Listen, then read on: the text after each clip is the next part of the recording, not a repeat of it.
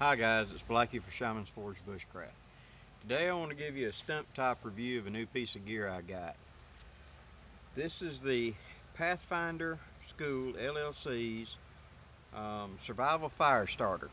Now, it looks like, and I believe it is, the same thing as the Surefire set that we've all seen. And we've been seeing these for several years. Dave Canterbury has used them extensively in his videos and things like that, and I've admired them. But to be honest with you, every time that I looked at the price of them, they were mid-20s, upper 20s. And I could buy my Swiss Army fire steels for like 10 bucks where I was getting them. Yeah, I just couldn't come off the money. And I always thought it was a nice piece of kit. I just never had the money. Well, my birthday was a little while ago, and Mrs. Blackie decided she'd surprise me. So, she got me this. And I'm very impressed with it, I have to be honest with you. So much so I decided to do a little stump top review and tell you my little 2 cents worth of it. First off, unlike the Surefire one, it's bright orange, which means it stands out and I can see it. So when you drop it, you can find it. This is an important piece of kit to me. Should it become separated from me, should I forget and leave it laying there, whatever, I want to be able to find this. Being orange is a big asset. Black, drop it, it's gone, especially in low light conditions. I don't want any kind of camouflage survival gear. I want survival gear to stand out. I want this to be able to be seen in a long way if I'm waving it. So in that, it's a good piece of gear itself. Next, it's got a lanyard that runs around, a little bead that locks, and you unlock the 2 halves. On this one, you've got a metal striker with good sharp edges and a big thick ferrocerium rod. Now, to be honest, I always thought ferrocerium rods were basically the same. I've been proven wrong. This rod's about a 1/2 inch thick, and it throws a fantastic spark. If you need a little bit more lanyard room, unlock the base and pull it up and you got more lanyard. A standard spark, like we normally use. Wet conditions, bear down real hard, and you'll get a spark that'll sit there and dance and look at you for a second. I've been very impressed with this. I've been playing with it, striking and lighting wet, semi-wet, what I consider, well, not truly wet, you know what I mean, damp, less than ideal condition stuff. And it does a great job. Plus, it's nice and thick. I've had problems in the past with my ferrocerium rods breaking, sometimes at very bad times. I was teaching a class one time and I reached into my haversack, and as I pulled it out, it snapped. So I had 2 short pieces and I had to improvise something to hold it with. The other pieces still work, but still, I broke probably 5 of them in the last couple of years.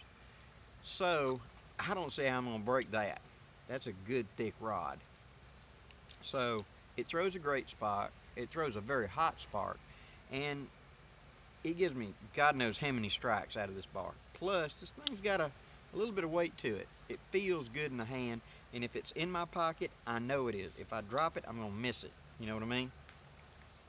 Next, here in the bottom, you've got a little compartment, and in this compartment is where you put your tinder. Now, it comes with steel wool, and that's what's in it, and that's full of steel wool.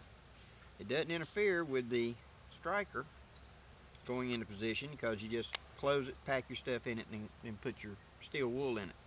So you've got a ready supply of dry tinder right there. Now here's the little feature that really stands out to me. It's got a little signal mirror. Now when I first looked at that, I thought, that's a little gimmick. I've been proven wrong. We did a little experiment. I was looking online. I've got an old friend of mine that was an Air Force pilot back in the 50s, and we were talking about signal mirrors and things like that, and he taught me a trick. What you want to do, he said, is take your hand, and I'll use it this way so you can see it, and put your target like right there on that knuckle. Then you want to take your reflective mirror and shine so the light hits your hand right here.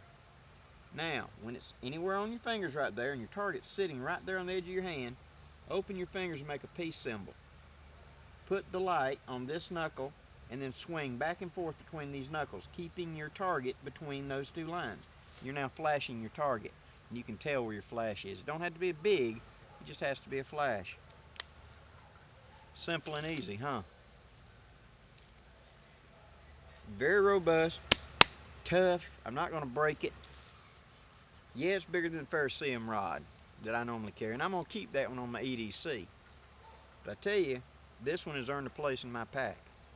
It's going to be the one. It's one I've been my go-to now for over a month.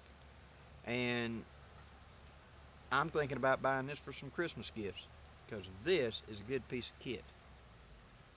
I wanted to share that with you. And let me tell you guys, I'm not getting anything for this. I ain't Dave's buddy. I don't get any money out of this.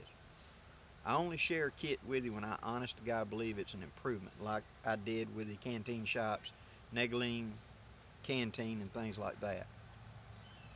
If it's a real worthwhile improvement, I'm going to tell you from my point of view. I hope this gives you an idea, guys, or maybe some Christmas ideas or ways to upgrade your gear. I'm Blackie for Shaman's Forge Bushcraft. Wishing you safe journeys. Have a great day, guys.